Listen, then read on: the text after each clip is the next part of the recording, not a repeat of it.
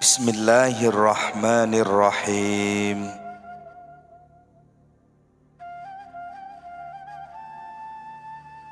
Ujub itu adalah beribadah namun lupa akan nikmatnya Allah Subhanahu wa ta'ala.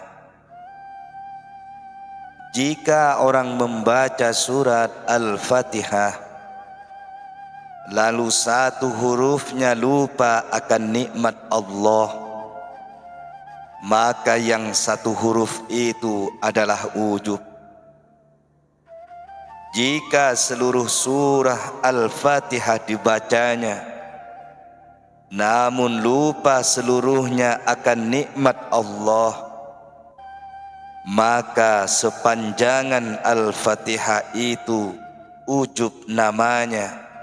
Atau ketika ia salat dimulai dari takbir hingga salam, lalu ia lupa akan nikmat Allah, maka seluruhnya itu menjadi ujub di sisi Allah Subhanahu wa ta'ala.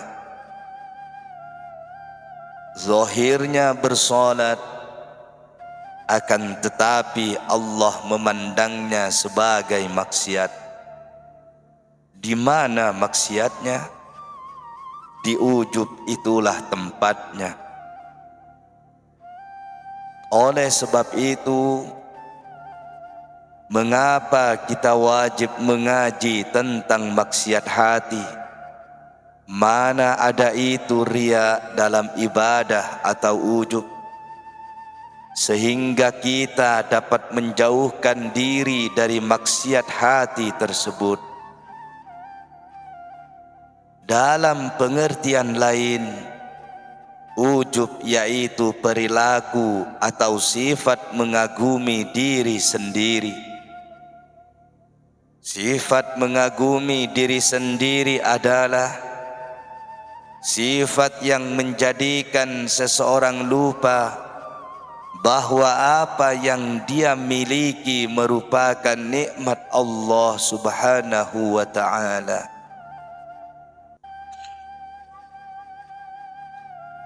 Sifat ujub ini adalah dosa hati yang mesti harus dihindari oleh setiap muslim.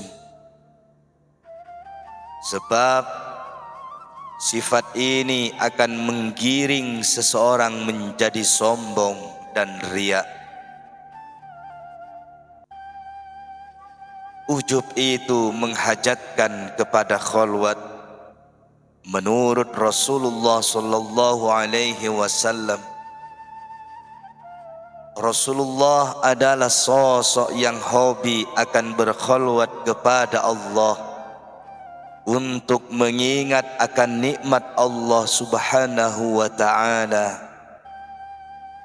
Karena jika fikiran masih mengingat yang lain, maka fikiran akan mengingat akan nikmat Allah tercampur dengan yang lain.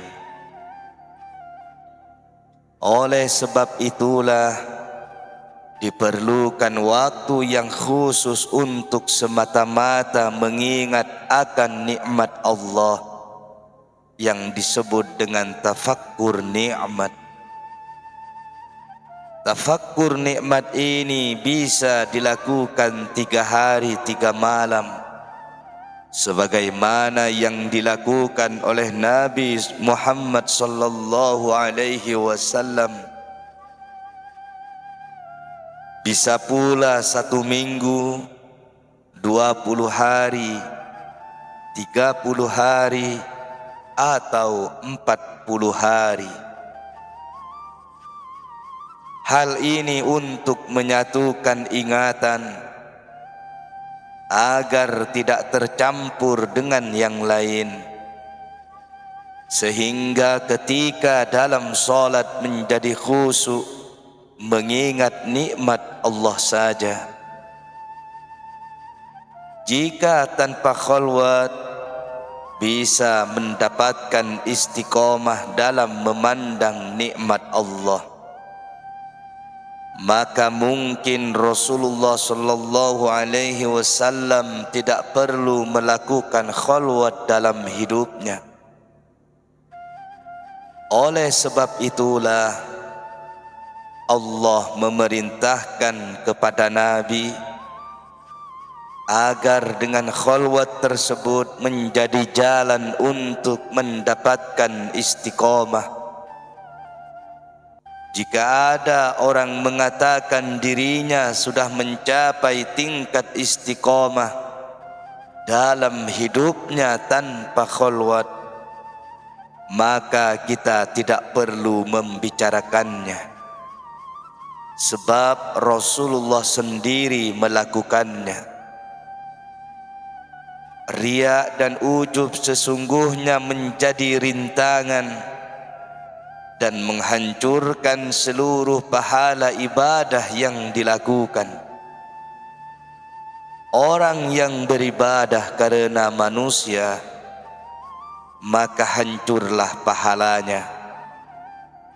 Orang yang beribadah lupa akan nikmat Allah, maka hancurlah pahalanya. Dalam istilah orang perdagangan yaitu kehabisan modal.